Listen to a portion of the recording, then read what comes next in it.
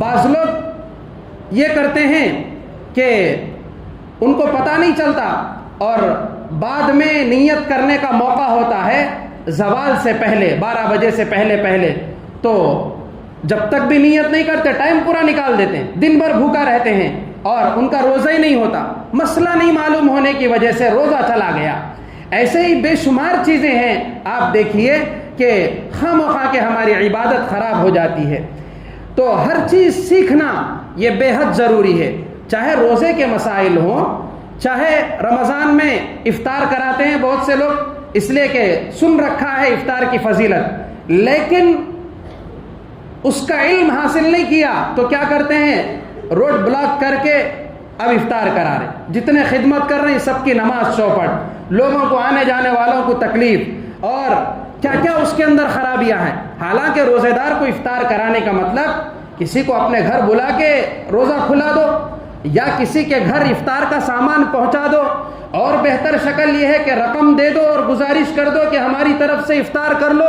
بہت سے مناسب طریقے ہیں، یا پھر کہیں روزے دار اکٹھا ہوتے ہوں، کوئی دینی مدرسہ ہے، ہاسٹل ہے، وہاں افطار کی ذمہ داری ہے، مینجمنٹ کے پاس بجٹ نہیں ہے تو آپ وہاں پہنچا دیجئے رقم اور سب کے روزے کا ثواب لوٹیے، نہ کسی کی نماز متاثر، نہ کسی کو تکلیف، اور گھر بیٹھے آپ ثواب حاصل کر سکتے ہیں۔ لیکن یہ تو نہیں کر رہے ہیں، بس ہمارا نام ہونا، اس میں جو ہے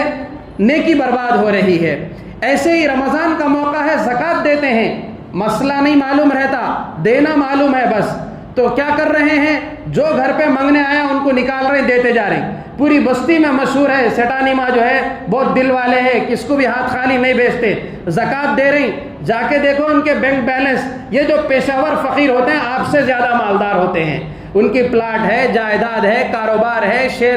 شیئرز ملے ہوئے ہیں اور پتہ نہیں کیا کیا ہے۔ اب ان کو لت لگ گئی ہے، ایزی منی کا دور ہے، تو ان کو یہ طریقہ آسان دکھا کہ تھوڑا سا نکل جاؤ اور بہت کچھ بٹور کے واپس آ جاؤ، تو بس اب لٹا رہے ہیں ان پہ۔ تو مسئلہ ہم نے معلوم نہیں کیا کہ زکوٰۃ کہاں خرچ کرنا ہے، کیسے خرچ کرنا ہے، خرچ تو کر رہے ہیں، ثواب نہیں مل رہا ہے۔ حالانکہ آج کے زمانے میں مڈل کلاس کے لوگ جو کما کر کے گزارا کر رہے ہیں، معمولی تنخواہیں ہیں، وہ بسا اوقات بہت زیادہ مستحق ہوتے ہیں۔ وہ مانگتے نہیں ہیں لیکن ان کی ضروریات پوری نہیں ہوتی، ان کے گھروں میں بیمار ہوتے ہیں، ان کے مسائل چل رہے ہوتے ہیں، لیکن ان کی طرف کوئی توجہ نہیں، جاب کو جاتے کما لیتے، بس اتنا ہی معلوم ہے کیا کماتے، کیا ریکوائرمنٹ ہے اور کیا کچھ ہم ان کی خدمت کر سکتے ہیں۔ ایسے ہی مسلمان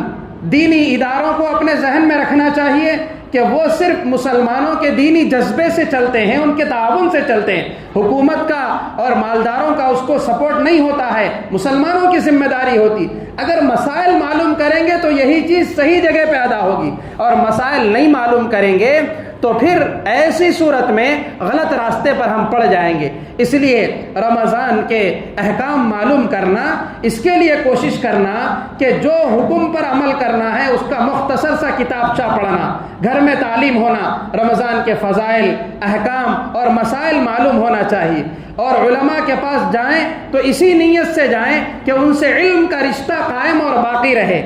ہوتا یہ ہے کہ دینی محفلیں ہوتی ہے تو لوگ گھروں سے نکلتے ہیں یہ نیت کر کے کہ بچے کو رشتہ دیکھنا ہے، 4 لوگوں میں گئے تو کون تو بھی ایک سمجھ میں آتے، بات آگے بڑھا سکتے۔ وہ نیت کیا کی رہتی، فضول چیزوں کی۔ اصل چیز ہے دین کا ایک مسئلہ معلوم کرنا، فساد سے بچاتا ہے، بگاڑ سے بچاتا ہے، غفلت سے بچاتا ہے، نیکیوں کو برباد ہونے سے بچاتا ہے۔ تو ہمارا فوکس اور کنسنٹریشن اس پر ہونا چاہیے، علماء کی قدر کرنا چاہیے، ان سے رابطے میں رہنا چاہیے، اور ایک ایک مسئلہ معلوم کر کے عمل کریں گے تو ہمارے اعمال محفوظ بھی ہوں گے اور مقبول بھی ہوں گے۔ اللہ پاک سے دعا ہے کہ اللہ پاک ہم تمام کو ان حقائق کو سمجھنے کی توفیق